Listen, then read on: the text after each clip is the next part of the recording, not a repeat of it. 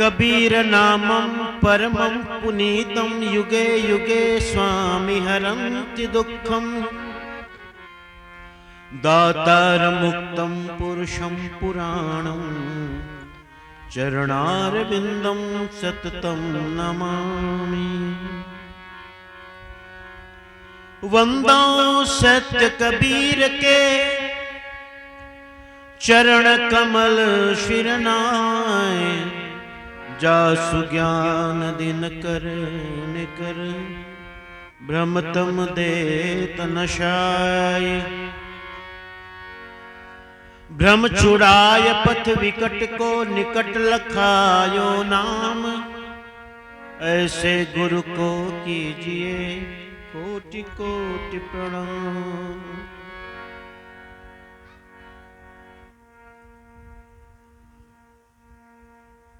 वंदनीय संत समाज,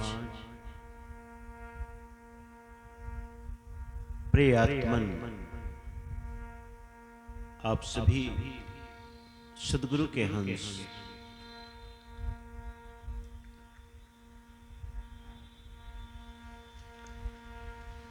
परम पावन प्रसंग सद्गुरु कबीर बंदी छोड़ की दया से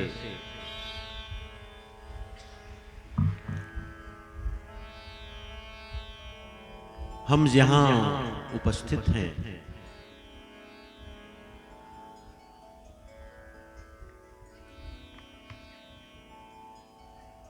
जीवन में ऐसा अवसर कदाचित मिलता है, कभी कभी मिलता है।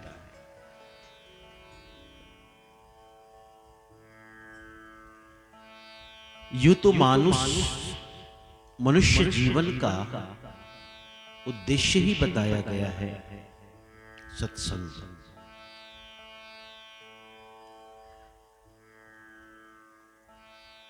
पर सत्संग के प्रति सामान्य जो जन हैं, सामान्य जो लोग हैं, मनुष्य हैं, उनमें कितना लगाव है, कितनी लगन है, ये तो आप भली भांति जानते हैं।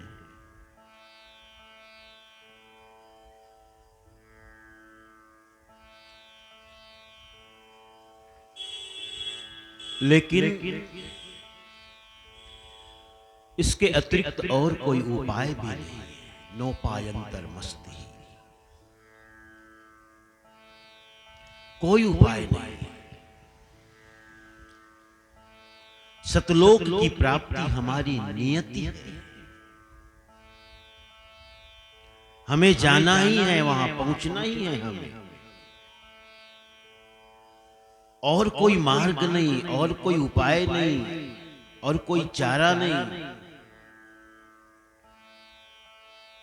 जाओगे कहां? और वहीं पहुंचना है, वहीं जाना है।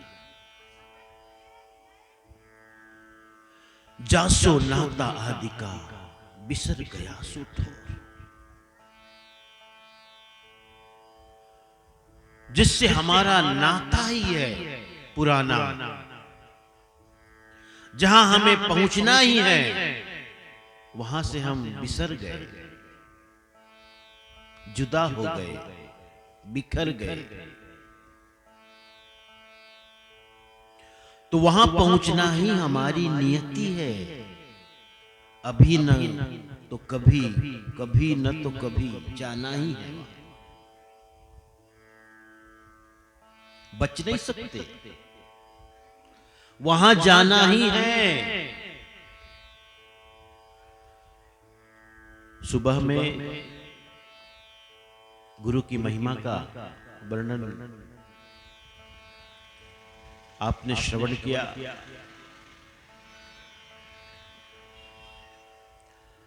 गुरु धनी धर्मदास साहेब सदगुरु के परम शिष्य, अनुराग के सागर धर्मदास साहेब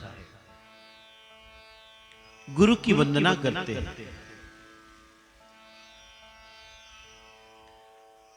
कि जिन गुरु ने मुझे अगम गम में लखाइया, जिन गुरु ने मुझे पटखोल दरस दिखाइया, ऐसी गुरु की मैं वंदना करता हूं। आगे प्रसंग है अधिकारी कौन? अधिकारी कौन है? इस संसार में आप देखो, मुक्ति की चाहना तो इन्हें गिने को है, धन की चाहना सबको है, पद की चाहना सबको है, प्रतिष्ठा की चाहना है, मकान दुकान की चाहना है। बस इतनी सी खबर फैला दो कि धर्माधिकारी साहब मन की मुराद पूरी करते हैं, उनके आशीर्वाद में इतनी ताकत है, बस एक भभूत देते हैं, मैं जहां हूं वहां लाइन लग जाएगी लोगों की। नहीं संतान को संतान देते हैं, निर्धन को धन देते हैं, दुखी को सुकून देते हैं, लाइन लग जाएगी। गुणसागर का घर छोटा पड़ जाएगा। सबको यही चाहना है, धन, पद, प्रतिष्ठा, यश, कीर्ति, उम्र बड़ी हो जाए, बहुत दिन तक जीऊं। मुक्ति की चाहना किसको है? कौन सोचता है ऐसा? कौन चाहता है ऐसा कि बार बार इस जगत में आकर दुख सहने के बजाय मैं सदा सदा के लिए मुक्त हो जाऊं, बार बार घर गृहस्थी में उलझने के बजाय सदा सदा के लिए मैं मुक्त हो जाऊं? कौन चाहता है? माना कि हमारा अनुभव है। कितनी बार ऐसा हुआ, कितनी बार पति बने, कितनी बार पत्नी बने, कितनी बार पिता और माता बने, अमीर और गरीब बने, राजा और रंक बने, कितनी बार। ये एक जन्म की बात थोड़ी है, जन्मों जन्मों की बात। वर्तमान में मनहरन दास जी, जोहन बाई संगी साथी दोनों। अब जोहन बाई है ये कहे बार बार कि सातों जन्म में तुम ही मिलो, कोई गारंटी है क्या? बेकार की बात। हम तो जोहन बाई से कहेंगे किसी समय सब बिलगाव हो जाए हर तरह से। सातों जन्म तक तुम ही मिलो, काहेगा ऐसा सोचती हो? इसी जन्म में हम दोनों मुक्त हो जाएं, भाव ये होना चाहिए। और अगर सातों जन्म में तुम्हारा साथ रहे, मतलब तो एक ही है कि हम बार बार जन्म ले, शरीर मिले, सुख भोगे। क्योंकि जन्म के प्रति तुम्हारी निष्ठा है, जन्म के प्रति तुम्हारी चाहना है, तो भोगों के प्रति चाहना है, ये पता चलता है।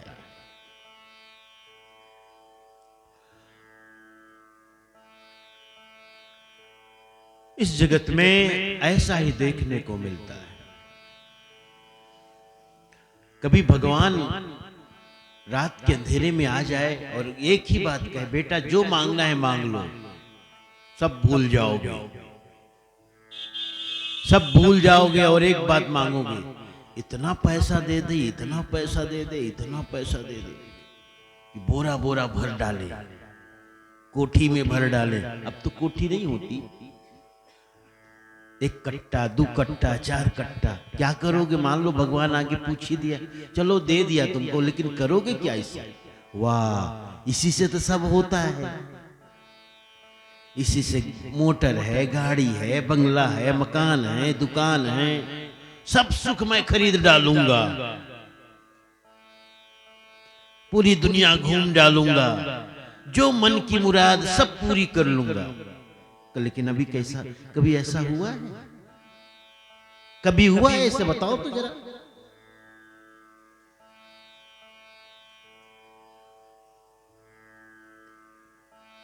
सिकंदर ने तो पूरी दुनिया जीती थी। आज तक कभी ऐसा हुआ है? एकमात्र उदाहरण है सिकंदर का। पूरी दुनिया जीती थी उसने, विश्व विजेता। वैसे कहते हैं भारत बच गया था, लेकिन अधिकतर जमीन उसने हथिया लिया था, कब्जे में कर लिया था। लेकिन मरने के समय, अंतिम समय जब आया तो जन्मभूमि भी न जा पाया। भारत से जाता था लौटकर, एक ही इच्छा थी कि मैं मां से मिलूं, अपने घर लौट जाऊं। लेकिन घर भी न पहुंच पाया, 24 घंटे की दूरी थी। अगर वो चलता तो 24 घंटे में पहुंच जाता, लेकिन घर न पहुंच पाया, बीच में ही मर गया। न मां से मिल पाया, न जन्म देने वाली जननी से, न जन्मभूमि से। मरते समय उन्होंने 3 बातें कही, ध्यान से सुनना। मरते समय उन्होंने 3 बातें कही, अपनी इच्छा जाहिर की कि जब मेरा जनाजा निकले, शव यात्रा निकले, तो मेरे हाथ लटका देना जनाजा से।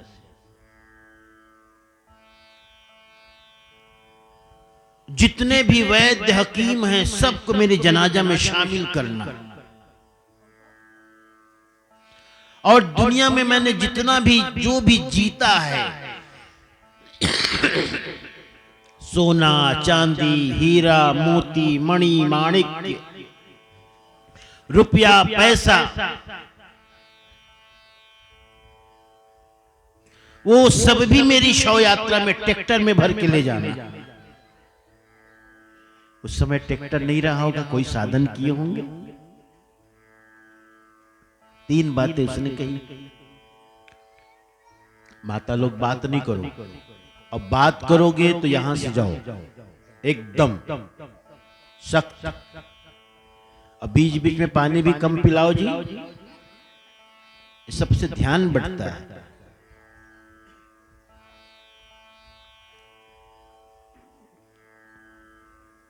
यही तो सुनना जरूरी है। क्या पता सत्संग की कौन सी घड़ी तुम्हारे जीवन में क्रांति ले आए, कौन सी घड़ी ये अंतिम घड़ी बन जाए, कौन सी घड़ी टर्निंग पॉइंट बन जाए।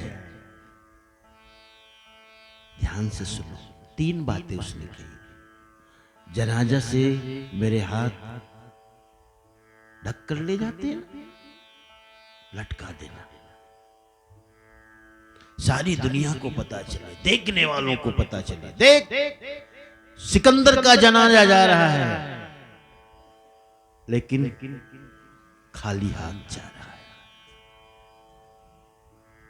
तो मैंने जो भूल की, मैंने जो गलती की, मैंने जो जीवन को बर्बाद किया, कम से कम मेरे जीवन से दूसरे को सबक तो मिले।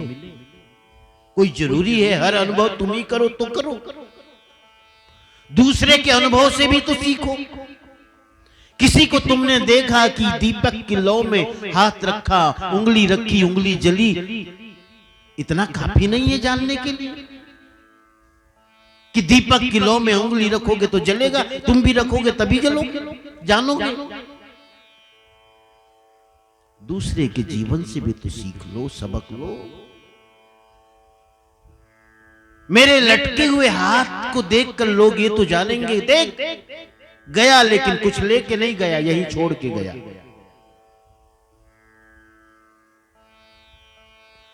और हकीमों और वैद्यों की फौज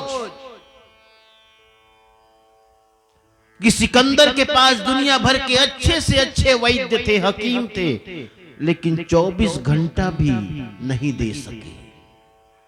मां से मिलने की तमन्ना थी, मातृभूमि से मिलने की तमन्ना थी, ये हकीम, ये वैद्य, ये डॉक्टर इतना भी नहीं कर पाए।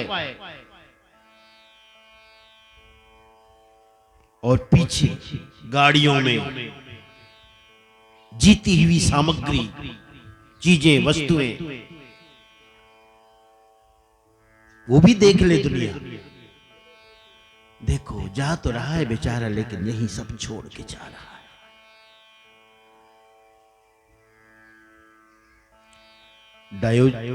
सिकंदर ने अंतिम में कहा था कि अगर भगवान अगली बार मुझे जन्म दे और पूछे क्या बनना चाहते हो, तो मैं बस कहूंगा डायोजनीज बनना चाहता हूं। डायोजनीज उसी यूनान, उसी देश का बड़ा संत हुआ। सिकंदर नहीं, डायोजनीज बनना चाहता, बहुत उम्दा दर्जे का संत। ये उदाहरण है सीख और सबक लेने के लिए, जानने के लिए। संसार में ऐसी बहुत सी घटनाएं हैं, घटती रहती है हमारे आसपास, आजू बाजू, रोज घटती है, लेकिन हमारे अंदर संवेदना नहीं है। हम संवेदना शून्य हो गए हैं। संवेदना शून्य होने के कारण उन घटनाओं से कोई सीख सबक नहीं ले पाते।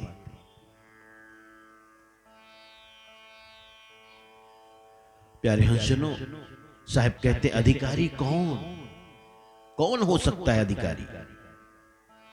दो लोग, या तो मेरे शब्द की परख करे, सुने, ध्यान से सुने, परख करे। कोई बूझही जन जौहरी, जो शब्द की पारख करे। चितलाय सुनहि सिखापनो, हित जान के हृदय धरे। मोहतम समज्ञान रवि, जब प्रगट होए तब सूझहि। कहत हूं अनुराग सागर, संत कोई कोई बूझहि। जो शब्द की परख करेगा, और दूसरा वो जो गुरु के उपदेश को चित्त लगा करके सुनेगा। दो लोग, मेरे कहे हुए शब्द की परख करेगा, चिंतन करेगा, विचार करेगा, मेरे अनुभव को अपना अनुभव बनाएगा, मेरी प्रतीति को अपनी प्रतीति बनाएगा। और जो चित्त लगाकर सुनेगा, गुरु के आदेश को, हर उपदेश को श्रद्धा के साथ, विश्वास के साथ, भरोसा करके, गुरु के वचन को जो विश्वास के साथ नहीं सुनेगा, उसका भला नहीं हो सकता। वैद्य के और हकीम की कही हुई बात को, पथ्य और परहेज को अगर तुमने ध्यान से नहीं सुना और अमल नहीं किया, तो रोग ठीक नहीं होगा। चित्त लगाकर सुनना होगा, सुरति को जोड़ना होगा, शब्द में, उपदेश में, कही हुई बात में, और यह विश्वास करके कि जो भी सदगुरु कह रहे हैं ये मेरे हित के लिए कह रहे हैं, इसी में मेरा हित निहित है। जैसे वैद्य कोई भी दवाई देता है तो दवाई कभी तभी काम करती है जब आप ये मानते हो कि इस दवाई से मैं ठीक हो जाऊंगा। दवाई कितनी से महंगी हो, अचूक हो, लेकिन यदि तुम्हारा विश्वास नहीं है तो दवाई कभी भी तुम्हें ठीक नहीं कर सकती। कभी आप सोचते हो कि कोई फलाना बाबा जी भभूत दिए और ठीक हो गए? वहां कारण क्या है? विश्वास ही है।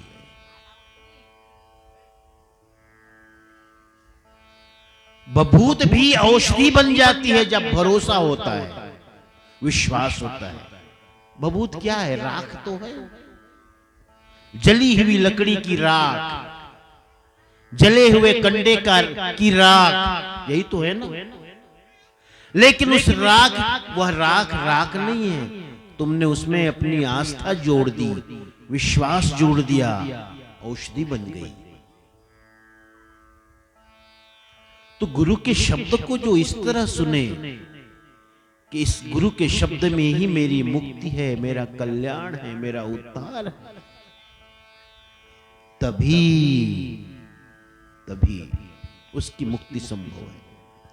कोई बूझहि जन जौहरी, जो शब्द की पारक करे, चितलाय सुनहि सिखापनो, हित जान के हृदय धरे।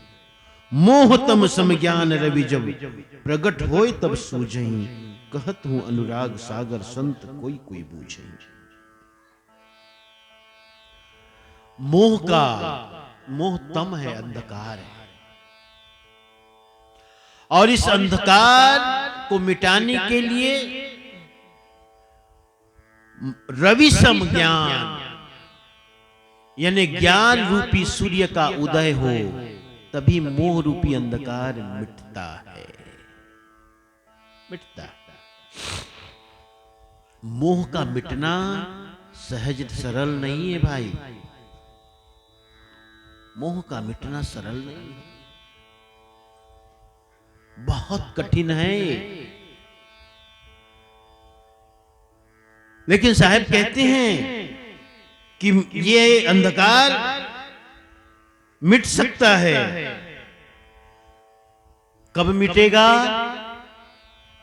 जब गुरु के द्वारा दिया हुआ ज्ञान रूपी सूर्य का उदय होगा। तो पहली बात तो ये, जो शब्द की परख करे, परख करने का मतलब है कि मैं कौन हूं, मैं कहां से आया, मेरे जीवन का उद्देश्य क्या है, ये शरीर क्यों मिलता है, क्या ये जो भी है ये मेरे साथ जाएगा, इसकी परख करें, चिंतन करें, विचार करें।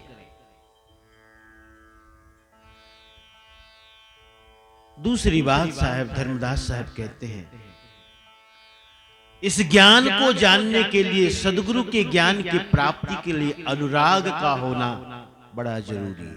प्रीति का, प्रेम का, अनुराग का, विश्वास का।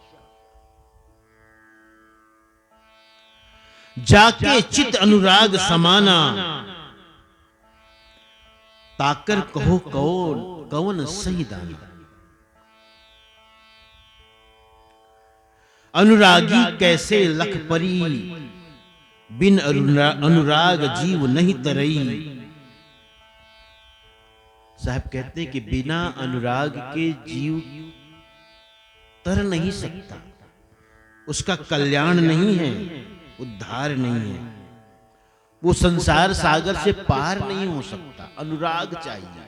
अनुराग मतलब प्रीति, प्रेम, भक्ति, प्रेम चाहिए। किसके प्रति प्रेम चाहिए? उस सत्य के प्रति, सत्यनाम के प्रति प्रीति चाहिए। अब ये अनुरागी जीव का उदाहरण साहब बताते हैं कि अनुराग क्या है, उसे समझाने के लिए कि हमारा अनुराग कैसा हो। जैसे हम प्रेम धन संपत्ति के प्रति रखते हैं, परिवार के प्रति रखते हैं, यश कीर्ति प्रतिष्ठा के प्रति रखते हैं, ऐसा ही प्रेम और प्रीति हम सदगुरु के उपदेश के प्रति रखें, उनके वचन के प्रति रखें, उनके बताई हुई युक्ति के प्रति रखें, उनके द्वारा दिए हुए नाम के प्रति। जब हम प्रीति रखेंगे तभी हमें उसकी प्राप्ति होगी। तो अनुरागी के लक्षण बताते हैं, जैसे मृग होता है, जंगल में मृग जो होता है उसे पकड़ने के लिए शिकारी बीन बजाता है, और बीन के शब्द में मोहित होकर शरीर और प्राणों की सुधि न रख करके वह मृग शिकारी की तरफ ही बढ़ता चला जाता है, बीन की आवाज, मधुर आवाज को सुनकर, और जाल में फंस जाता है।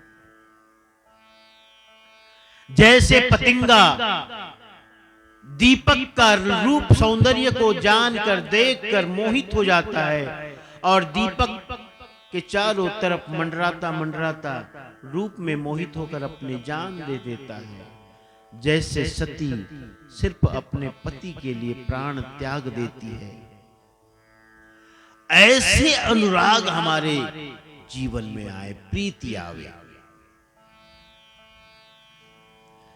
संध्या पाठ में भी हम गाते हैं, गुरु से लगन कठिन मेरे भाई।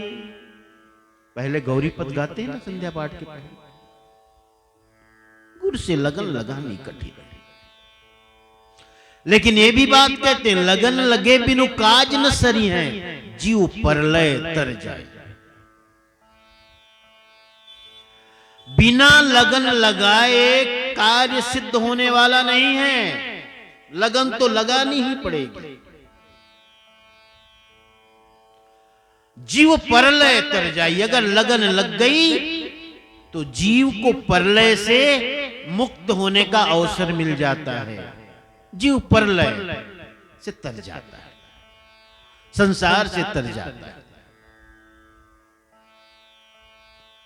तो लगन की बात कहते हैं, लगन होनी चाहिए गुरु के प्रति, विश्वास होना चाहिए गुरु के प्रति, गुरु के बताए हुए शब्द के प्रति विश्वास होना चाहिए, और एक ही चाहना हो कि मेरा कल्याण कैसा हो, मेरी सद्गति कैसा हो, मेरा उद्धार कैसा हो, ये भाव होना चाहिए।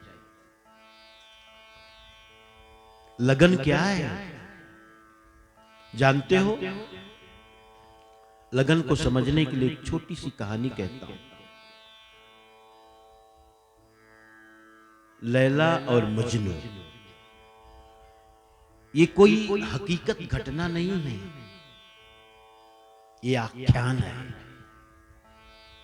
माना कि उसके नाम से फिल्में बन गई, माना कि जब उसका इस घटना को उसका प्रसंग सुनाया जाता है, कहानी सुनाई जाती, तो ऐसा लगता है कि कभी रहा होगा ऐसा, लैला रही होगी, मजनू रहा होगा, लेकिन कभी हुआ नहीं लैला और मजनू। ये तो सूफी आख्यान है। लैला का मतलब परमात्मा, मजनू का मतलब भक्त, ये सूफी आख्यान है। इस्लाम में परमात्मा को प्रेमिका के रूप में मानते हैं, और हम सनातन धर्मावलंबी परमात्मा को प्रेमी के रूप में और स्वयं को प्रेमिका। लेकिन इस्लाम में क्या है? इस्लाम में स्वयं को भक्त, प्रेमी और परमात्मा को प्रेमिका। ये जो गजलें बनाई जाती, गजल का मतलब क्या है? जो प्रेमिका के लिए जो काव्य की रचना है, गीत की रचना है, उसी का नाम तो गजल है। तो गजल गाने की परंपरा है इस्लाम में, और वो सारी गजलें कहीं न कहीं प्रतीक है परमात्मा की, लैला यानी परमात्मा। तो लैला और मजनू की कहानी एक सूफी आख्यान है, हकीकत में ऐसा कुछ नहीं हुआ, लेकिन इसे कहा जाता है। मैं भी कहता हूं कि लैला और मजनू में आपस में प्रेम था। मजनू सदा एक ही रटन लगाए रखता था, लैला लैला लैला और लैला। कहते हैं कि लैला बड़े संभ्रांत परिवार की बेटी थी, पिता रईस था, खानदानी था, और मजनू गली गली गली गली लैला लैला लैला लैला। एक संभ्रांत परिवार, एक कुलीन परिवार के लिए बहुत बड़े अपमान की बात थी। परेशान था, दुखी था। बात तो यहां तक आती है, कही जाती है कि एक बार लैला के पिता ने बादशाह से शिकायत भी की कि आप जरा मजनू को समझाओ। बादशाह ने मजनू को बुलाया था और कहा था, देखो लैला का पिता बूढ़ा हो गया है, बस अब उसे एक ही बात की चिंता है कि उसकी बिटिया जो लैला है उसके हाथ पीले कर दे, बस इसी बात की फिक्र है।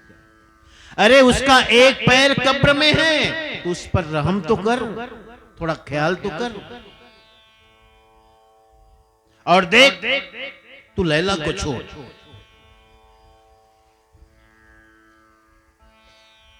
और मेरे महल में लैला जैसे और उससे भी सुंदर न जाने कितनी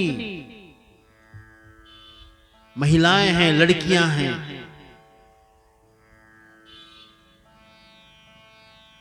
तो उनमें से कोई भी चुन ले, कितनी सुंदर नारियां हैं, स्त्रियां हैं। अरे मैंने देखा है लैला बहुत साधारण शक्लो सूरत वाली है, उससे भी सुंदर सुंदर है स्त्रियां हैं, तो कोई भी चुन ले, लेकिन लैला को छोड़ दे, उसके बूढ़े पिता पर इतनी तो रहम कर। मजनू ने कहा था, बादशाह होंगे, तुम्हारे हरम खाने में एक से एक स्त्रियां होंगी, और जो तुम कहते हो कि लैला साधारण शक्लो सूरत वाली एक सामान्य सी लड़की है, लेकिन मैं तुम्हें कहता हूं लैला को देखने की नजर तुम्हारे पास नहीं है, आंख तुम्हारे पास नहीं है, मेरे पास है, और मेरे पास है इसलिए तुम्हें उसके सौंदर्य का बोध नहीं हो सकता। बादशाह एक दिन पिता दुखी परेशान होकर के सोचा कि गांव ही छोड़ दिया जाए, गांव ही छोड़ दे। बड़ा धनी व्यक्ति था, पैसा वाला था,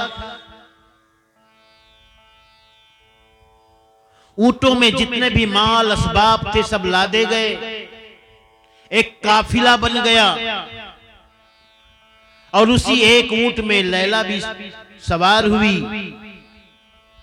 काफिला आगे बढ़ा, एक एक ऊंट आगे बढ़ते गए सामान लेकर, अंतिम में लैला है एक ऊंट पर बैठी, वो भी आगे निकली, वो भी जाने लगी। किसी प्रकार मजनू को खबर मिली कि वो तो जा रही है, वो गांव के बाहर आकर खड़ा हो गया एक पेड़ के पास, और बस एक ही रटन, वही धुन, लैला लैला और लैला। काफिला आगे बढ़ता रहा, आगे बढ़ता रहा, मजनू की आवाज और तेज होने लगी, लैला लैला लैला। काफिला बढ़ता गया, बढ़ता गया, बढ़ता गया, और मजनू की आवाज खो गई उस अनंत आकाश में, लैला लैला लैला। वो जिस पेड़ के करीब खड़ा था, बस एक ही रटन, लैला लैला और लैला। लगन क्या है उसे बता रहा हूं, अनुराग क्या है उसे बता रहा हूं। जिस पेड़ के पास वो मजनू खड़ा था, बस वहीं खड़ा रह गया। लैला चली गई, लेकिन मजनू वहीं का वहीं खड़ा रह गया, वापस नहीं आया गांव। 12 साल बाद लैला आई, उसने पूछा था मजनू का पता, मजनू कहां है? गांव वालों ने कहा हमें पता नहीं मजनू कहां है। लेकिन रात के सन्नाटे में उसकी लैला की आवाज, उसकी धुन सुनाई पड़ती है। लोग तो उस रास्ते से जाना आना बंद कर दिए, क्योंकि सबको ऐसा लगता है कि मजनू भूत बन गया है। शरीर तो नहीं है, लेकिन लैला की धुन आज भी है, आवाज, वो चिल्लाहट, वो पुकार, लैला लैला।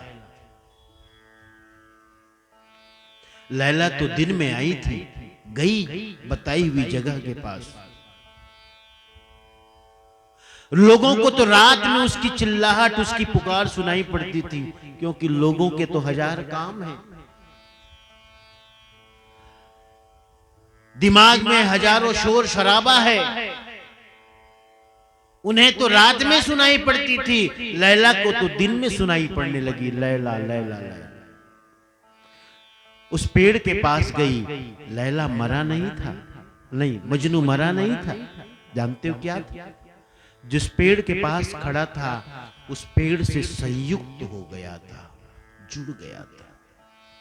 उसके हाथ शाखाएं बन गई थी, उनके शरीर से पत्ते निकल गए थे, वो पेड़ से संयुक्त हो गया था। और वही एक धुन, लैला लैला लैला। ये कोई हकीकत घटना नहीं, इसलिए मैंने कहा ये परमात्मा की पुकार है, उस पपीहे की तरह जो पिया पिया रट लाई, उस चकवे की तरह। चल चकवा वहां जाइए जहां रैन दिवस नहीं हो। हे चकवा, चकवी चकवा से कहती है, हे चकवा वहां चलो जहां रैन और रात और दिन नहीं है। रात और दिन का मतलब जहां सुख और दुख नहीं है, सुख दुख से वह परे परम पद। तो ये लगन की बात है भाई, ऐसी लगन हो तुम्हारे सदगुरु के प्रति तो बात बनेगी। लगन ही नहीं है, ये तो कोई किसी किसी के जीवन में लगन देखने को मिलती। साहब कहते हैं ऐसे अनुरागी होना चाहिए। उदाहरण देकर के बताते हैं कि अनुरागी जो सब कुछ को त्याग दे, पुत्र है, स्त्री है, उसका मोह का त्याग कर दे, धन संपत्ति का मोह का त्याग कर दे, और सबको नाशवान समझे, स्वप्न के समान समझे, और जो सतनाम से अपनी प्रीति जोड़ दे। सुत परिजन धन सपन स्नेही, सत्य नाम गहो निज मत एही। सबको जो त्याग कर, जान कर, त्यागने का मतलब जान कर। संसार में रहो, घर में रहो, एक ये मत समझना कि त्यागना यानी साधु बन जाना है। घर में रह करके भी संत हो सकते हो, घर में रह करके भी सन्यासी हो सकते हो। सन्यासी मन से हुआ जाता है, घर छोड़ करके सन्यासी बनना ये तो ठीक है। संसार में देखते हैं कि भाई वो तो घर छोड़ के साधु बन गए, लेकिन घर छोड़ करके साधु बनना तब सार्थक होता है जब मन साधु बने। मन में अभी भी वही है, चाहना, वासना, इच्छा, तो सिर्फ भेष बदलने से कोई साधु और सन्यासी नहीं बनता। तुम पेंट और शर्ट पहन करके भी सन्यासी हो सकते हो, क्योंकि सन्यासी का संबंध मन से है। और मेरी तरह सफेद वस्त्र धारण करके दाढ़ी और बाल बढ़ा करके कोई साधु बन जाए, ऐसा भी संभव नहीं है, क्योंकि मन से साधु और सन्यासी हुआ जाता है।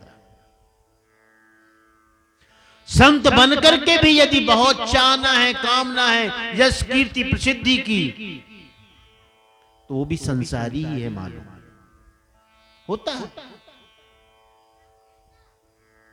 बहुत से हमने त्यागी देखे जो ये कहते हुए पाए जाते हैं कि अरे करोड़ों था मेरे पास, लाखों मेरे पास था, मैंने सब त्याग कर दिया। अब देखो त्याग तो दिया, लेकिन त्यागने का अहम अब भी बचा रह गया है।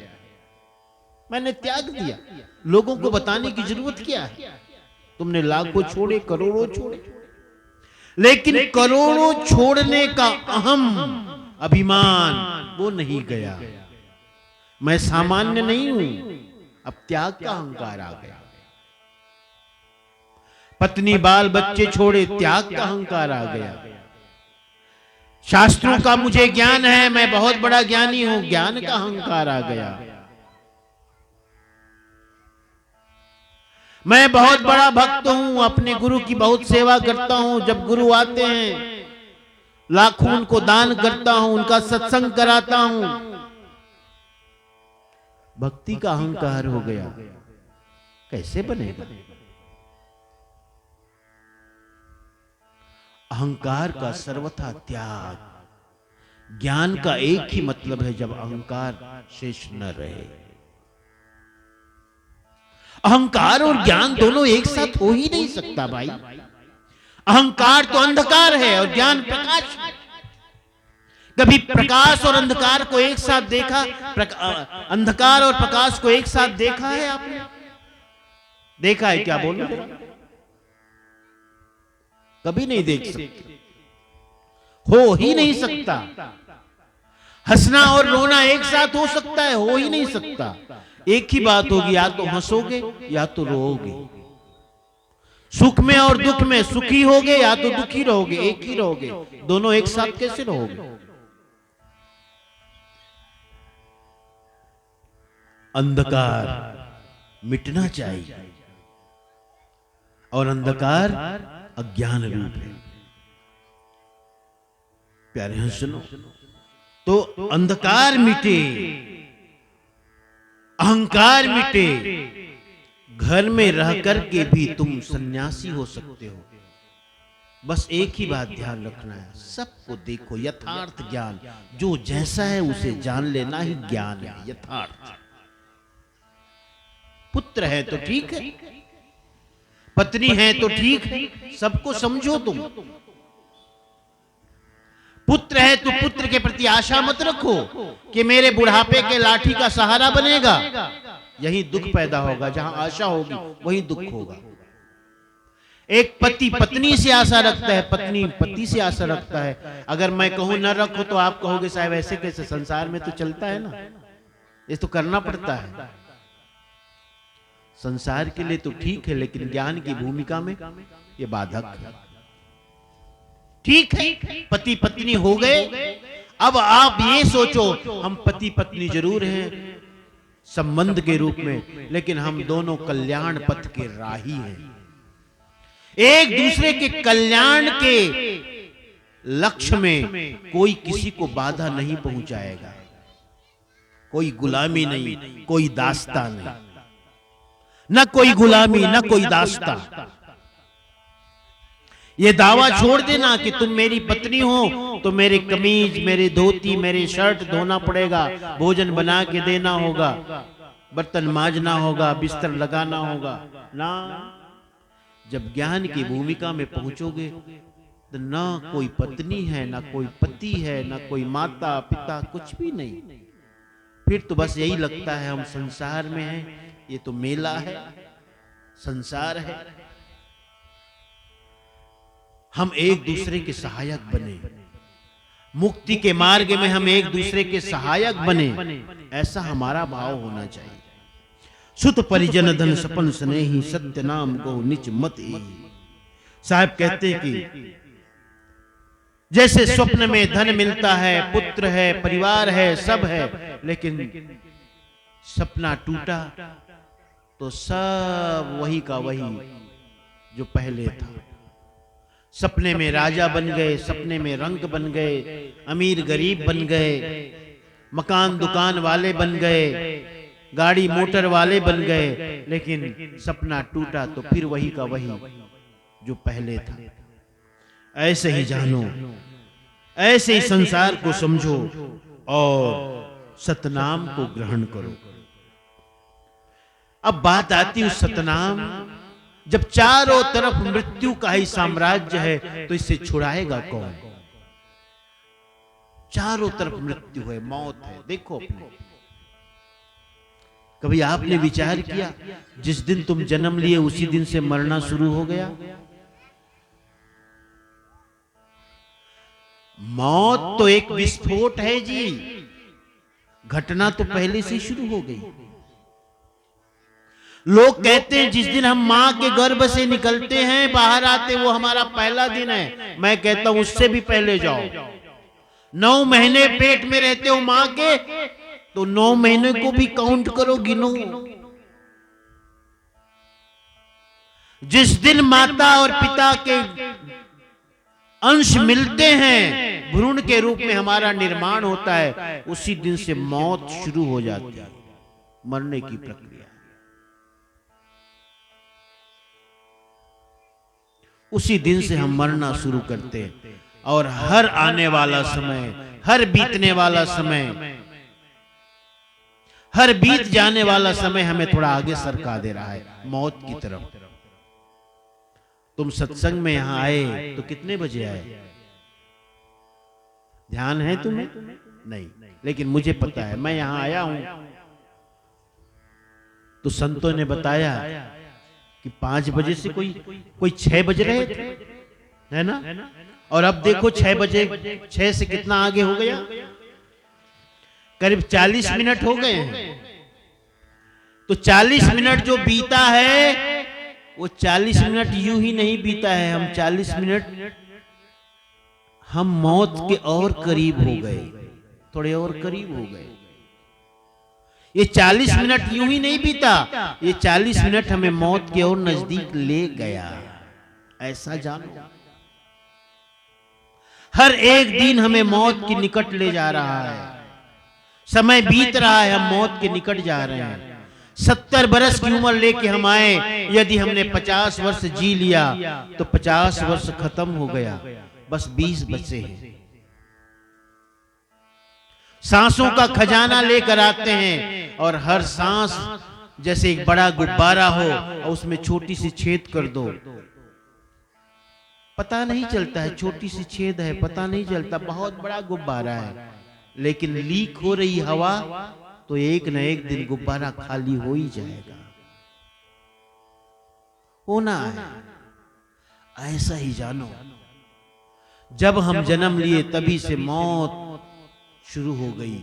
1 दिन मरे, 2 दिन मरे, 3 दिन मरे, 1 महीना, 2 महीना, 4 महीना, 10 महीना, 12 महीना, 1 साल, 2 साल, 3 साल, रोज बरोज हम मरते ही चले जा रहे हैं, मरते ही चले जा रहे हैं, मरते ही चले जा रहे हैं। जैसे कोई एटम बम होता है ना, बम, पटाखा, बड़ी लंबी बाती होती, उसमें बाती जला के आते हैं और देखते रहते हैं दूर से, वो धीरे धीरे जलता जलता जलता जलता जलता जाता है। ऐसे हम धीरे धीरे मौत की तरफ जा रहे हैं, हम भी जल रहे हैं। अब एकाएक विस्फोट होता है, हम खुश होते हैं, साहब आए, चलो पटाखा फोड़ो, खुशी मनाओ, लोगों को बताओ। लेकिन उस पटाखे से कुछ सीख और सबक लेते हो? वो भी हमारी ही तरह है, उसका जीवन। बत्ती में आग लग गई है, जन्म लिए हमारी भी बत्ती में आग लग गई है। 70 साल के बाद जब हम मरेंगे, वही तो विस्फोट है। तो चारों तरफ मौत का साम्राज्य है, काल का, निरंजन का। यहां बैठे हो, देखो अपने आसपास, सब मर रहा है। ये माइक जिससे मैं बोल रहा हूं, ये भी एक दिन मर जाएगा। मरेगा कि नहीं? मरेगा। ये देखो, ये सामियाना देख लो, ये भी एकदम नया है। 5 साल बाद आऊंगा तो मैं कहूँ, कैसे पुराना वाला लगाए हो जी? कहोगे साहब पुराना हो गया, मने मर रहा है, घर भी मरता है।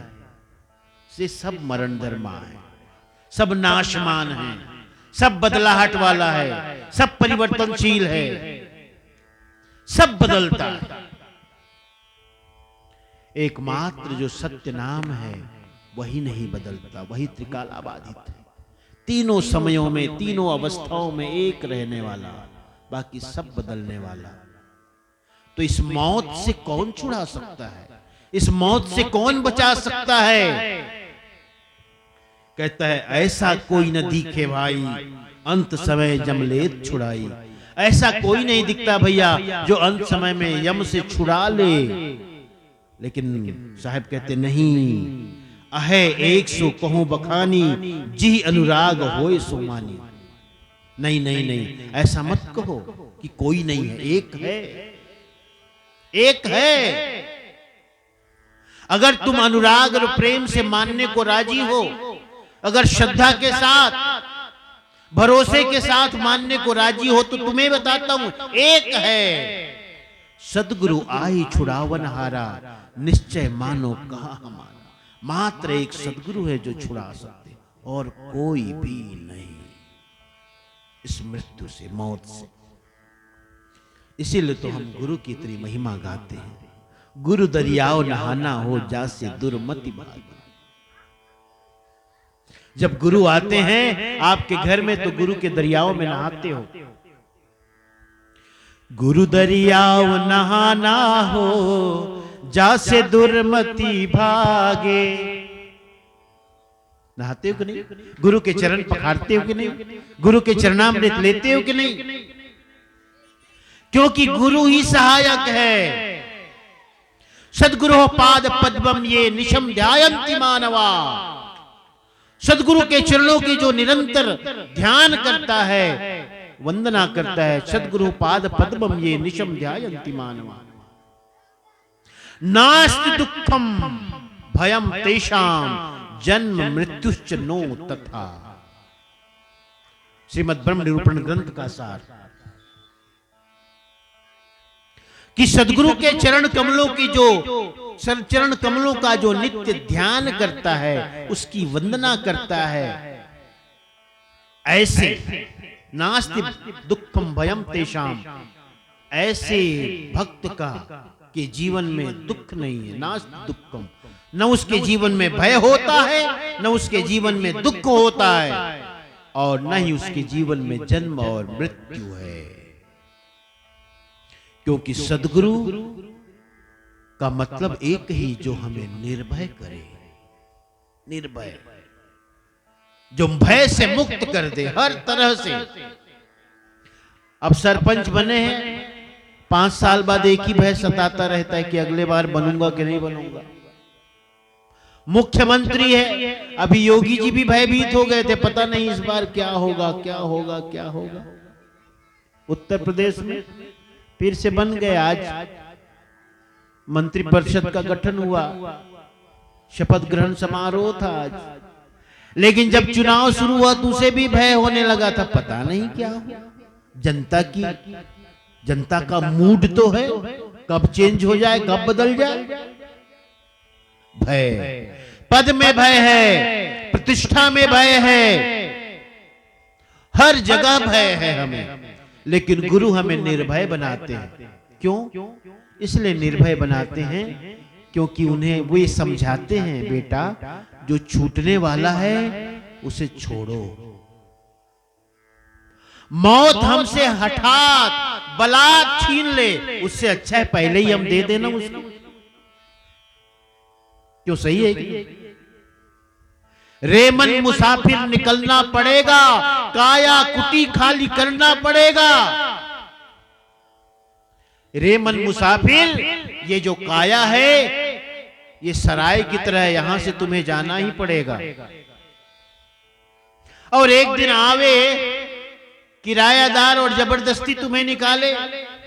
एक बार ऐसा ही हुआ, हम लोग जोधपुर के कार्यक्रम में थे, 3-4 दिन के लिए लिए थे उसको, 4 दिन के लिए। एक बड़ा भवन था, साहब मैं ऊपर रहता था, साहब नीचे रहते थे। एकोत्री आरती का कार्यक्रम था, 2009 की बात। 3, 4, 5 फरवरी ऐसी कोई तारीख थी। 2 तारीख को पहुंच गए, 2, 3, 4, 5, 6 तारीख के बाद दूसरे की बुकिंग।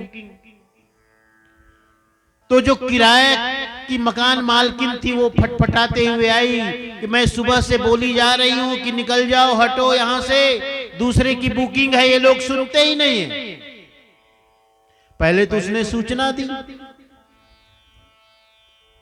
और उसके बाद हम लोगों को भी थोड़ी देर होगी, क्योंकि अब 3 दिन का बड़ा आयोजन, तो वहां से सामान समेटने में समय तो लगता है ना। तो पहले तो खबर भिजवाई, एक बार, दूसरी बार, तीसरी बार तो खुद फटफटाती हुई आई, फटफट करती हुई कहने लगी, क्या हो तुम लोग, सुनते भी नहीं। अरे मैं कहती हूं शाम से दूसरे की बुकिंग है और साफ सफाई करनी है, उसे हस्तांतरित करना है, देना है। उसके बाद तो दृश्य देखने जैसा था। मैं बाहर खड़ा, साहब बाहर खड़े गली में, गद्दे फेंके जा रहे हैं, तकिया फेंका जा रहा है, सामान निकाला जा रहा है।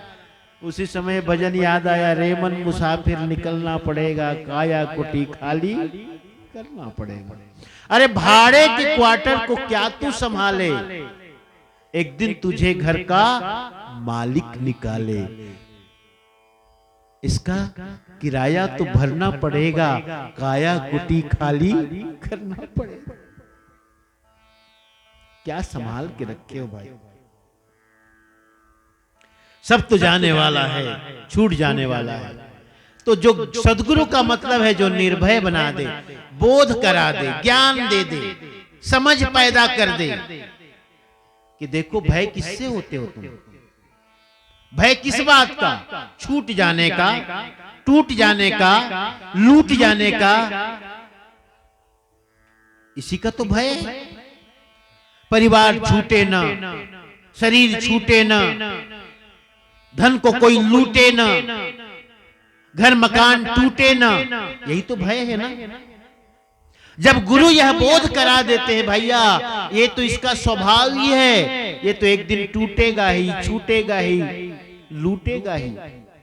जब हम स्वभाव को जान जाते हैं तो फिर मोह नहीं होता। तुमने कभी देखा, तुम्हारे घर के आंगन में एक गुलाब का पेड़ है, सुबह खिला है, शाम को पंखुड़ियां झड़ती है, कभी तुम्हें मोह होता है, दुख होता है? तुम्हारे घर के आंगन में बगिया है और वहां सुंदर सुंदर फूल खिले हैं, सुबह खिला है, शाम को मुरझा गया, दुख हुआ? नहीं हुआ। क्यों? क्यों नहीं हुआ दुख? क्योंकि तुम ये बात अच्छी तरह से जानते हो, ये सुबह जो फूल खिलता है शाम को मुरझा ही जाता है। ये बोध है आपको, ये समझ है आपको, लेकिन अपने प्रति मोह है, समझ नहीं है, इसलिए दुख होता है। कोई अपना में से चला जाए, मर जाए तो दुख होता है। हम उसे भी फूल की तरह क्यों ना समझें। सुबह फूल खिला था, शाम को मुरझा गया।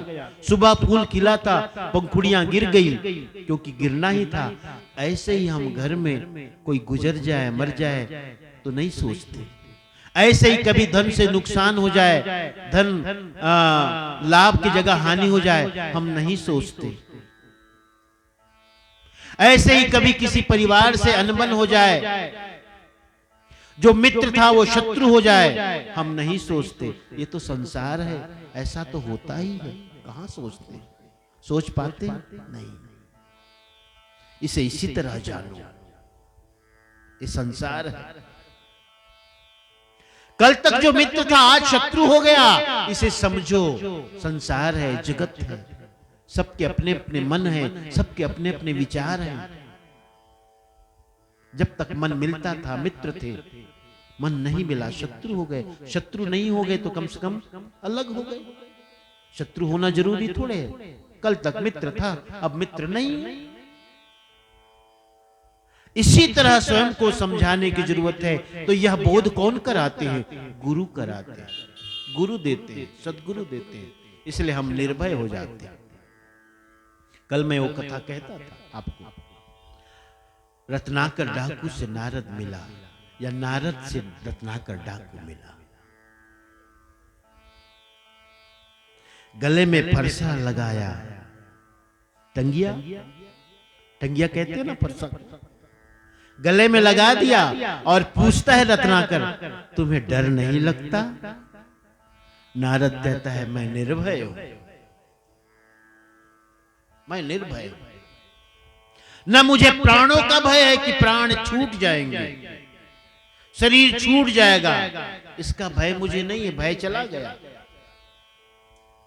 न मुझे प्राणों का भय है, न मुझे असफलता का भय है, क्योंकि मेरे जीवन में अब कोई जीत की चाहना ही नहीं है, सफल होने की कोई ख्वाहिश ही नहीं है। न असफलता का भय है, न कल का भय है कि कल क्या आएगा, अच्छा लेके आएगा कि बुरा लेके आएगा, जो भी आएगा अच्छा ही होगा। अच्छा ही होगा। न कलंक का भय है, क्योंकि मैं अपने जीवन में अब कोई ऐसा कर्म नहीं करता जिससे कलंक हो, कलंकित हो, क्योंकि बुरा कर्म ही नहीं करता। न मुझे कल का भय है न कलंक का। नारद ने, जब रत्नाकर ने नारद से पूछा था कि तुम्हें भय है, तुम्हें भय नहीं लगता, तो जवाब किसने दिया था? नारद ने, कि न मुझे प्राणों का भय है, न असफलता का, न कल का, न कलंक का। फिर नारद ने यही पूछ लिया था रत्नाकर, तुम निर्भय हो? तो रत्नाकर कहता है, हां मैं भी निर्भय हूं। वही बात उसने भी दोहराई कि न मुझे असफलता का भय है, न प्राणों का भय है, न कल का भय है, न कलंक का भय है। तो नारद ने पूछ लिया, फिर जंगल में रहते क्यों, बीहड़ में छुप कर रहते क्यों, क्यों रहते हो? जवाब न दे सका। नारद ने कहा, मैं जवाब देता हूं, क्योंकि तुम डरते हो, पाप से डरते हो, पाप कर्म करते हो, और तुम्हें पाप का डर है। फिर से कहता है ना, न मुझे पाप से मतलब, न पुण्य से मतलब, कोई भी नहीं, कुछ भी नहीं। इस तरह निर्भय कौन हो सकता है? निर्भय वही हो सकता है जिसे समझ हो, बोध हो, ज्ञान हो। तो सद्गुरु एकमात्र ऐसे हैं जो हमें निर्भय बनाते हैं, क्योंकि हमें ज्ञान से भर देते हैं, समझ और बोध से भर देते हैं कि देख, जिस बात का तुम्हें भय है वो जाने वाला ही है, छूटने वाला ही है, टूटने वाला ही है। उसका भय क्यों खाते हो जो एक दिन जाने वाला है? यह जब बोध गहरी होती है, गहरा होता है, समझ गहरी होती है, तो हम निर्भय हो जाते हैं, अभय हो जाते हैं। प्यारे हंसनों, तो सद्गुरु का मतलब है जो हमें निर्भय बना दे। सद्गुरु का मतलब है जो हमें यह लखा दे कि तुम कौन हो। तो जब चारों तरफ मृत्यु ही मृत्यु है, मृत्यु का साम्राज्य है, तो इस मृत्यु से कैसे बचा जा सकता है? एक ही उपाय है, क्या? परोक्ष और अपरोक्ष ज्ञान। इस मृत्यु से बचने का एक ही उपाय है, एक तो परोक्ष ज्ञान और एक अपरोक्ष ज्ञान। धर्मदास साहब को सद्गुरु ने बताया, परोक्ष ज्ञान का मतलब है परह अक्ष। परह अक्ष, अक्ष माने इंद्रियां, जो इंद्रियों से परे है वो परोक्ष, और जो अपरोक्ष यानी इंद्रियों से के सामने है, प्रत्यक्ष है, वो अपरोक्ष। परोक्ष का मतलब इंद्रियों से परे, और अपरोक्ष का मतलब इंद्रियों के समक्ष, प्रत्यक्ष। दो ज्ञान जरूरी है बताया। और दो ज्ञान कब होता है? जब हम निष्काम कर्म करते हैं। और निष्काम कर्म करने से क्या होता है? अंतःकरण शुद्ध होता है। और निष्काम कर्म करने की बात साहब करते हैं। निष्काम कर्म, संसार में जितने भी कर्म हैं कहीं ना कहीं कामना से युक्त है, लेकिन साहब कहते हैं नहीं, कामना से युक्त नहीं, क्योंकि कामना से युक्त तुम स्वर्ग जो भी कर्म करोगे, माना कि स्वर्ग की प्राप्ति की तुम्हारे अंदर चाहना है, तो क्या तुम स्वर्ग में जानते हो कि मृत्यु नहीं है? वहां भी मृत्यु है, बैकुंठ में भी मृत्यु है। साहब तो कहते हैं कि जो देवी देवता ब्रह्मा विष्णु महेश जिसकी उपासना सारा संसार करता है, एक दिन ब्रह्मा भी मरता है, विष्णु भी मरता है और शिव भी मरता है। यानी ये भगवान जो त्रिदेव हैं ये भी मरते ही हैं, मृत्यु से अलग नहीं है। और जो मृत्यु से अलग नहीं है उनकी तुम उपासना करोगे तो अभय कैसे होगे, निर्भय कैसे होगे? ऐसे में तो तुम्हें उपासना उसकी करनी चाहिए जो मृत्यु से परे है, यानी आदि पुरुष। जो मृत्यु के नियंत्रण में है, मृत्यु के घेरे में है, मृत्यु की सीमा में है, वो तुम्हें मृत्यु से परे कैसे ले जाएंगे? मृत्यु की सीमा से पार कैसे ले जाएंगे? जो स्वयं मृत्यु की सीमा में है। इसके लिए तो तुम्हें मृत्यु की सीमा से बाहर जो आदि पुरुष है उसकी उपासना करनी होगी। यही कबीर पंथ का सिद्धांत है, यही सिद्धांत है। 3 बातें कहते हैं साहब। मृत्यु से बचने का 3 ही उपाय है। पहला कि तुम्हें पता हो कि तुम्हारा संबंध किससे? आदि पुरुष से। आदि पुरुष से। और तुम्हें जाना कहां है? उस आदि पुरुष के देश का देश जो सतलोक है, वहां तुम्हें जाना है। अमर लोक, सतलोक, निज धाम, निज देश, इसका पता होना चाहिए। तो परोक्ष ज्ञान का मतलब क्या हुआ? जासो नाता आदि का बिसर गया सो ठोर। जिससे तुम्हारा आदि का नाता है, पूर्व का नाता है, वहां से तुम अलग हो गए, बिसर गए, उसका ज्ञान ही परोक्ष ज्ञान है। अपरोक्ष ज्ञान क्या है? अपरोक्ष ज्ञान क्या है? बंदे कर ले आप निबेरा। सत्संग, भजन, सुमरन, ध्यान, ये अपरोक्ष ज्ञान। अर्थात संत गुरु जनों के पास बैठो और बैठ करके अपने उद्देश्य की प्राप्ति के लिए यत्न करो। उद्देश्य की प्राप्ति के लिए साधन, भजन, युक्ति, उपाय, ये ज्ञान क्या है? अपरोक्ष ज्ञान है। बंदे कर ले आप निबेरा। और इसी सत्संग से तुम्हें ज्ञान होगा कि मेरा स्वरूप क्या है? जागृत रूपी जीव है। ये जीव का स्वरूप क्या है? ज्ञान रूप है। तो पहला तो ये कि तुम्हें पता होना चाहिए मेरा संबंध कहां से है। दूसरा अपने स्वरूप का ज्ञान है कि मैं कौन हूं। और तीसरा ये कि मुझे जाना कहां। जासो नाद्या आदि का बिसर गया सो ठोर। जहां से आए अमर वह देशवा। उस लोक का ज्ञान हो कि हमें जाना कहां है। जागृत रूपी जीव है, मैं ज्ञान रूप हूं। मैं अज्ञान रूप नहीं, मैं ज्ञान स्वरूप हूं। मेरा स्वरूप ज्ञान स्वरूप है। इसका ज्ञान, ये 3 बातें मृत्यु से बचा सकती है और कोई नहीं। अनुराग सागर ग्रंथ में सद्गुरु यही उपदेश करते हैं कि मैं कौन हूं, कहां मुझे जाना है और मेरा स्वरूप क्या है। इन तीनों बातों का ज्ञान हो।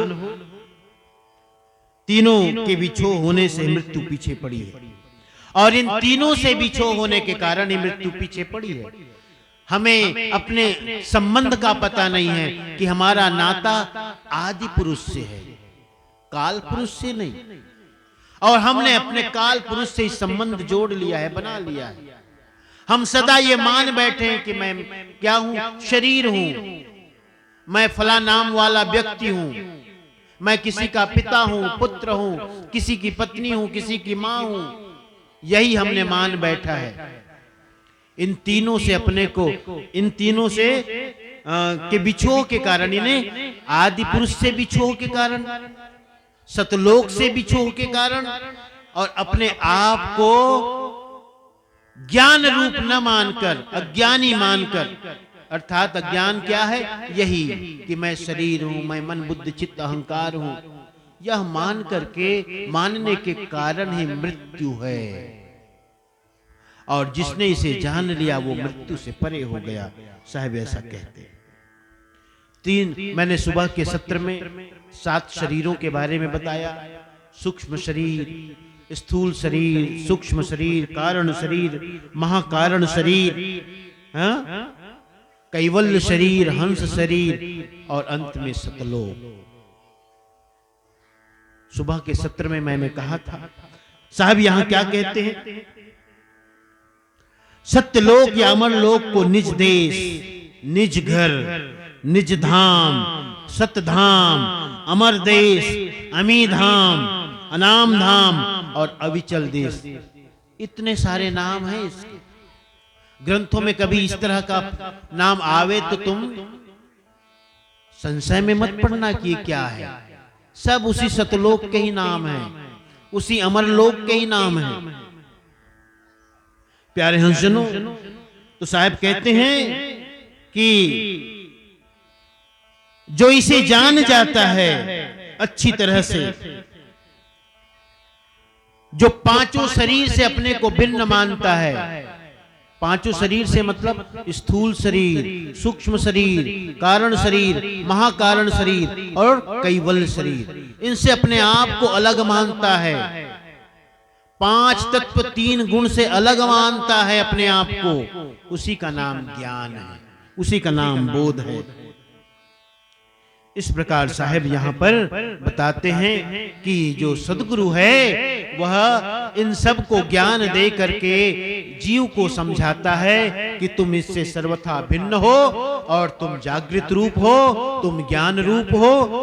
और जब यह ज्ञान रूप की हमें जानकारी और बोध मिलता है कि मैं ज्ञान स्वरूप हूं, तो सदगुरु काम क्या करते हैं, काल ही जीती हंस ले जाही, अविचल पुरुष देश जहां आई। सदगुरु काल को जीत कर जीव को सतलोक ले जाता है, जहां पर आदि पुरुष है। काल मृत्यु को कहते हैं, यमराज को कहते हैं, निरंजन को भी कहते हैं। तो ध्यान रखो भाई, काल पुरुष से बचो, सतपुरुष से अपना नाता जोड़ो।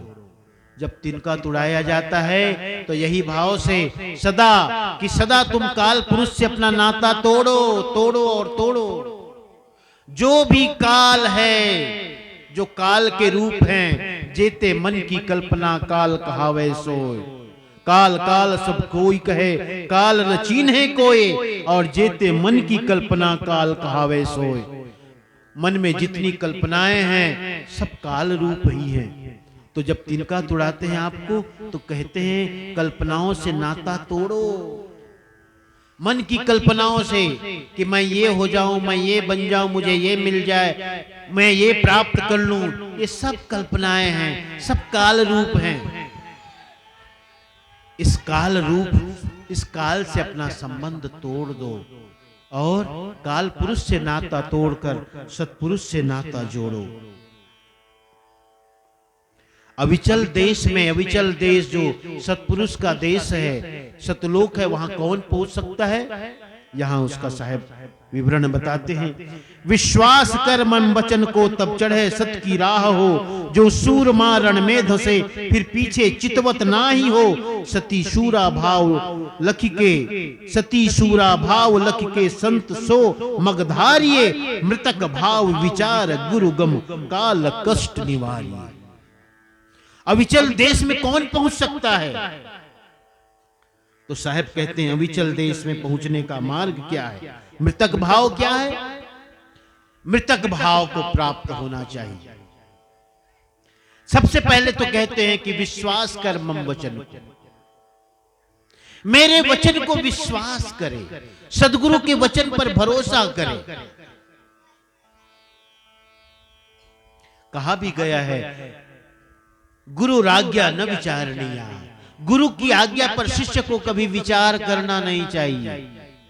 सदा शिष्य यह माने कि जो भी गुरु बताते हैं उसमें मेरी मुक्ति है, मेरा कल्याण है, मेरा उद्धार है, मेरा हित है। गुरु के उपदेश पर, गुरु की आज्ञा पर अपना हित जाने, यही विश्वास है। क्योंकि गुरु है तो हितैषी है। गुरु का मतलब सच्चा हितैषी। गुरु का मतलब धोखेबाज नहीं जो धोखा दे तुम्हें। गुरु का एक ही मतलब है जो हमें सन्मार्ग में ले जाएगा, वही है गुरु। तो गुरु के वचन पर, उपदेश पर विश्वास करो। विश्वास कर मम वचन को तब चढ़े सत्य की राह हो।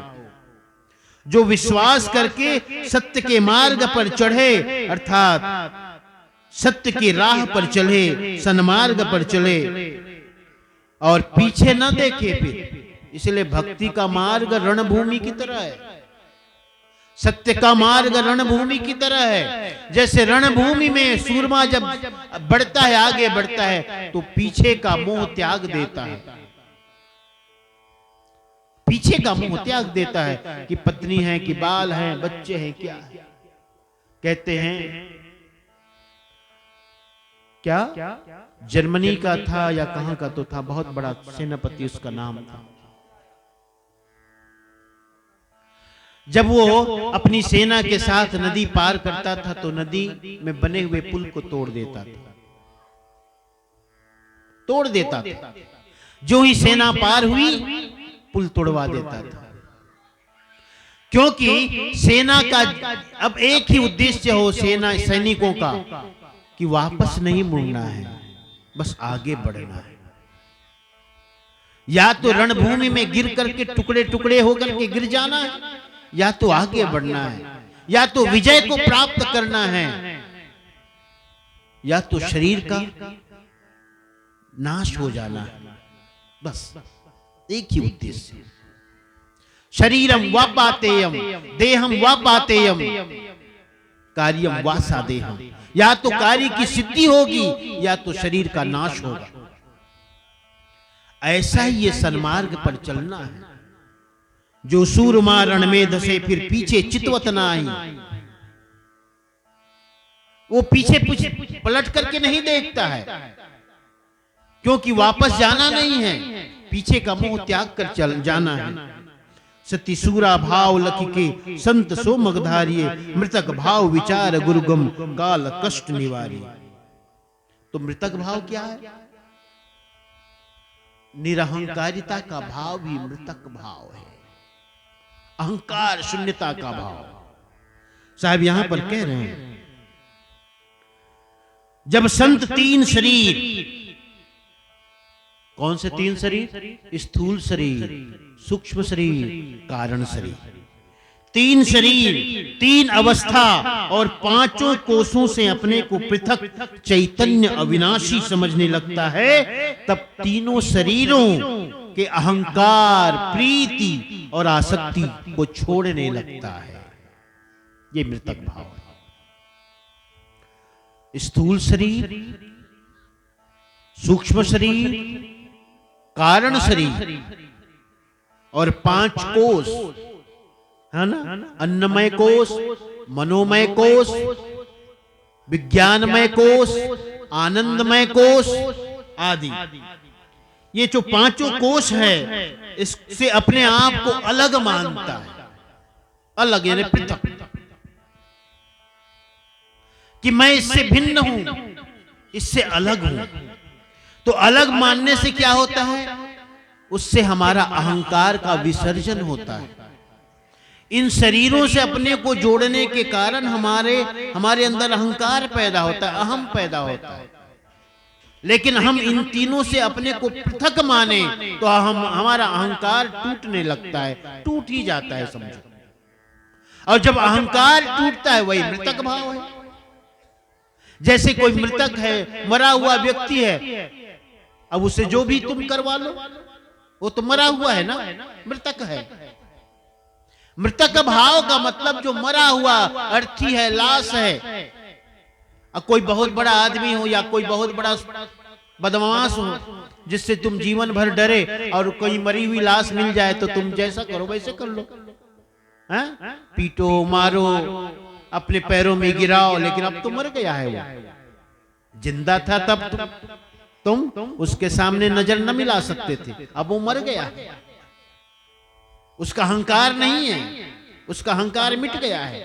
उसे जैसा करा लो, मार डालो, अपने चरणों में लुटा लो, अपनी इच्छा पूरी कर लो। होता है कि नहीं ऐसे?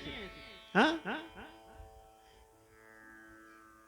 लेकिन मृतक भाव कब होगा? जब हमारा अहंकार मिटेगा। अहंकार मिटना चाहिए। तो तीनों शरीरों से अपने को अलग मानना, मैं स्थूल शरीर नहीं, मैं सूक्ष्म शरीर नहीं, मैं कारण शरीर नहीं, तीनों शरीरों से अपने को अलग मानना, और अलग मानना ही चाहिए। मैं सुबह में बताया था आपको, अभी हम सब जागृत अवस्था में हैं। स्थूल शरीर, हमारी इंद्रियां काम कर रही हैं। जागृत अवस्था का मतलब है जब 200 इंद्रियां काम करे, 5 ज्ञानेंद्रियां, 5 कर्मेंद्रियां। जब मैं बोल रहा हूं तो आप सुन भी रहे हैं, मुझे देख भी रहे हैं। दोनों इंद्रियां काम कर रही नहीं, आंख भी काम कर रही है और कान भी काम कर रहे हैं। और उसके बाद कुछ अनुभव भी हो रहा है गर्मी सर्दी का। हवा चल रही है तो स्पर्श का भी अनुभव हो रहा है, और यदि अगरबत्ती जल रही है तो खुशबू भी आ रही है। इंद्रियां काम कर रही है। जागृत अवस्था में इंद्रियां जागृत होती हैं, काम कर रही होती है। और जब हम सो जाते हैं, सपना आता है, तो स्थूल शरीर सो जाता है, तब सूक्ष्म शरीर काम करता है। और एक स्थिति अब तब भी आती है जब सूक्ष्म शरीर भी नहीं होता, तब कारण शरीर होता है। कारण शरीर जब हम सुसुप्ति में होते हैं। लेकिन स्थूल शरीर से जब हम सूक्ष्म शरीर में आते हैं, तब भी हम होते हैं। और सूक्ष्म शरीर से कारण शरीर में आते हैं, तब भी हम होते हैं। यानी ये जो जीवात्मा है, तीनों शरीरों में यात्रा करते रहता है। कभी स्थूल में, कभी सूक्ष्म में, कभी कारण में, कभी स्थूल में, कभी सूक्ष्म में, कभी कारण में, कभी कारण में, कभी सूक्ष्म में, कभी स्थूल में। ये यात्रा करते रहता है। तो आप याद रखो, ज्ञान करो। अवस्थाएं अलग अलग हो जाती हैं, शरीर अलग अलग होता है, लेकिन यह जो चैतन्य है वो तीनों में है। अगर हम स्थूल शरीर होते तब कैसे होता? फिर यात्रा कैसे करते? यात्रा करने के लिए तो अलग होना जरूरी है। अलग होंगे तभी हम यात्रा कर पाएंगे तीनों में। इसी से बोध होता है कि हम स्थूल शरीर से भिन्न हैं, हम सूक्ष्म शरीर से भी भिन्न हैं, हम कारण शरीर से भिन्न हैं, पृथक हैं, अलग हैं। कभी आपने विचार किया, जो यहां बैठे हैं, कुछ बूढ़े हैं, कुछ जवान हैं, कुछ बच्चे हैं, कुछ युवा हैं। जो आज युवा बच्चे हैं, कल बच्चे थे कि नहीं? कल शैशव अवस्था में थे कि नहीं? शिशु अवस्था में थे। बाल्यावस्था में थे कि नहीं? थे। आज युवा है युवावस्था में। जो बुजुर्ग हैं, कल युवावस्था में थे कि नहीं? थे। हमारी शैशवावस्था, हमारी बाल्यावस्था, हमारी किशोरावस्था, हमारी तरुणावस्था, हमारी युवावस्था, हमारी वृद्धावस्था, अवस्थाएं बदलती है और हर अवस्था में हम रहते हैं। अर्थात ये जो आत्मा है, हर अवस्था का साक्षी है, हर अवस्था का साक्षी। अवस्थाएं बदलती है लेकिन हम नहीं बदलते, हम वही के वही रहते हैं। ऐसे ही शरीर बदल जाता है। कभी हम स्थूल शरीर में रहते हैं, कभी सूक्ष्म शरीर में रहते हैं, कभी कारण शरीर में रहते हैं, लेकिन रहने वाला वो नहीं बदलता, वो है। तो जब हम जान लें कि हम शरीर से भिन्न हैं, क्योंकि हम इन शरीरों में आते जाते रहते हैं, जाते आते रहते इसलिए हैं कि हम इससे अलग हैं, भिन्न हैं। इसी को हम जाने कि हम इससे पृथक हैं, भिन्न हैं। इससे क्या होगा? हमारे अंदर का अहंकार मिटेगा, मैंपना मिटेगा, इससे प्रीति मिटेगी, शरीर से आसक्ति मिटेगी और हम मृतक भाव को प्राप्त होंगे, तब हम अधिकारी बनेंगे। तो साहब कहते हैं भाई मृतक भाव को प्राप्त होना चाहिए। और मृतक भाव के लिए साहब उदाहरण देते हैं। कैसे? 2 उदाहरण देते हैं। एक तो देते हैं भृंगी कीट का, और दूसरा उदाहरण देते हैं ऊख का। ऊख जो होती है ना, ऊख यानी गन्ना। गन्ना को देखा है आपने? गन्ना से जब रस निचोड़ा जाता है तो बेचारी वो जो ऊख होती है वो चिथड़ी चिथड़ी हो जाती है, तभी उससे रस निकलता है। ऊख जो होती है वो चिथड़ी चिथड़ी हो जाती है, गन्ना चिथड़ा चिथड़ा हो जाता है। चिथड़ा चिथड़ा होने के कारण ही उससे रस निकलता है। फिर उस रस को औटाया जाता है, तपाया जाता है, गर्म किया जाता है, उससे गुड़ बनता है। गुड़ को फिर तपाया जाता है तो खांड बनती है। खांड को फिर तपाया जाता है तो चीनी बनती है, चीनी को फिर तपाया जाता है तो मिश्री बनती है। अगर ऊख कहे कि न मैं रस बनूं न मैं खांड बनूं, अगर अपने को तपाने से बचे ऊख, चिथड़ा चिथड़ा होने से बचे ऊख, तो क्या शक्कर बन पाएगी? क्या मिश्री तक पहुंच हो पाएगी? उसकी यात्रा हो पाएगी? और जब मिश्री बनती है तो एक दिन उसी मिश्री की कलाकंद मिठाई भी बनती है। तो साहब देखिए, उदाहरण देते हैं किस तरह ऊख अपने आप को समर्पित करके तपती हुई, अपने को गलाती हुई, जलाती हुई मिश्री और कलाकंद तक की यात्रा करती है। ऐसे ही तुम्हें भी अपने आप को गलाना होगा, अपने अहंकार को मिटाना होगा। यह है मृतक भाव। मृतक भाव का मतलब यही है कि गलाना होगा, जलाना होगा। भक्ति का क्या मतलब है? यही है भक्ति का मतलब। भक्ति के मार्ग में कठिनाई है, बाधा है, सरल नहीं है मार्ग। ऐसे ही गलना पड़ता है, जलना पड़ता है सत्य के मार्ग में। तो मृतक भाव की बात बताते हैं साहब। भृंगी का भी उदाहरण देते हैं, भृंगी कीट का, कि भृंगी कीट जैसे झिंगुर नामक कीड़े को खोज में, झिंगुर नामक कीड़े की खोज में भृंगी कीट रहता है। भृंगी माने बैगनी कलर का कीड़ा कह लें या उसे मक्खी कह लें। आपने देखा जो घर की दीवारों में घरौंदा बनाता है, तो झिंगूर की खोज में वो जाता है बाड़ी में, खेतों में, और जहां भी झिंगूर दिखता है उसे पकड़ करके वो भृंगी कीट ले आता है, उसे डंक मारता है, उसे बेहोश करता है, और जब बेहोश हो जाता है उसके बाद शब्दघात करता है, भृंग भृंग भृंग भृंग करके।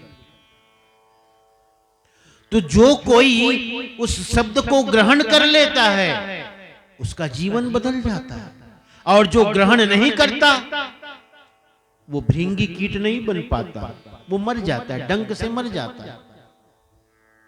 लेकिन उसके शब्द को जो ग्रहण कर लेता है, भृंगी के शब्द को, तो अंत में भृंगी कीट उसे अपना जैसा बना लेता है, स्वरूप दे देता है। इसी प्रकार जो सद्गुरु हैं शब्द की चोट शिष्य को देते हैं, और जो अहंकार को त्याग कर, अभिमान को त्याग कर, मैंपना को त्याग कर सद्गुरु के चरणों में समर्पित हो जाता है और शब्द को ग्रहण करने के लिए राजी हो जाता है, तो गुरु उसे अपना जैसा बना देता है। और जो उस शब्द के, गुरु के शब्द को स्वीकार करने के लिए राजी नहीं होता, ग्रहण करने के लिए राजी नहीं होता है, तो उस झिंगुर कीट की तरह मर जाता है, यानी फिर से यम के जाल में फंस जाता है, काल के निरंजन के फांस में फंस जाता है। लेकिन जो गुरु के शब्द को मान लेता है, गुरु उसे अपना जैसा बना देता है। इस प्रकार बड़ा सुंदर ये ग्रंथ है जिसमें मृतक भाव के बारे में बताया। मृतक भाव मृतक होए के खोजहि संता, शब्द विचार गहे मगुवंता। मृतक भाव हो करके हम गुरु के शब्द पर विचार करें, ध्यान देवें, हाँ, तो धीरे धीरे हम गुरु के आदेश और उपदेश को ग्रहण करते हुए हम सत्य के मार्ग पर चलने लगते हैं। सतनाम और सतलोक की प्राप्ति होती है, सदगुरु की प्राप्ति होती है। प्यारे हंसजनों, आज समय हो गया है, 7:30 बजने को है, और मुझे कहा गया था कि साहब 1.5 घंटा आपका प्रवचन हो। 1.5 घंटा होने को है, इसके बाद आरती भी होगी। कल ये बात आई थी कि यहाँ की रिवाज अलग है, जैसा कि मैंने सुना है कि हर घर से आरती आती है और आरती लोग करते हैं। तो आयोजक की तरफ से कहा गया था कि इसकी सूचना पूर्व में दी जाए, ताकि सब लोग आरती तैयार करके ले आवे, है ना। मैंने भी पिछले बार भी अनुभव किया, देखा था कि सब लोग अपने घरों से आरती लाते हैं, साहब की आरती करते हैं, संत गुरुजनों की आरती करते हैं, ग्रंथ की आरती करते हैं। ऐसा यहाँ का रिवाज है, तो आप अपने रिवाज में चलें, लेकिन सबको संचालक की तरफ से एक सूचना दे दी जाए कि आरती का समय हो गया है, और आरती के पूर्व में हम सब लोग मिल करके संध्या पाठ कर लें, ज्ञान गोदड़ी का पाठ कर लें, ताकि जो लोग अभी तक नहीं आ सके हैं, आरती लेकर के नहीं आ सके हैं, वे आरती लेकर के आ सकें और मिल करके सत्पुरुष की आरती कर सके। तो प्यारे हंसजनों, आज के प्रवचन का सत्र का यहीं पर समापन किया जाता है। आपको जो बताया गया कि मृतक भाव को आप प्राप्त करें, अपने आप को जाने कि आप जागृत रूप हैं, ज्ञान रूप हैं, प्रकाश रूप हैं। हमारा देश जो है वो अविचल देश है, अमर लोक है, सतलोक है। हमारा आदि पुरुष से नाता है, न निरंजन से, न अष्टांगी से, न मूल माया से, न ईश्वर से, न ब्रह्मा विष्णु महेश से, किसी से नहीं, क्योंकि आदि पुरुष के ही ये सब कार्य हैं। आदि पुरुष स्वयं कारण रूप है।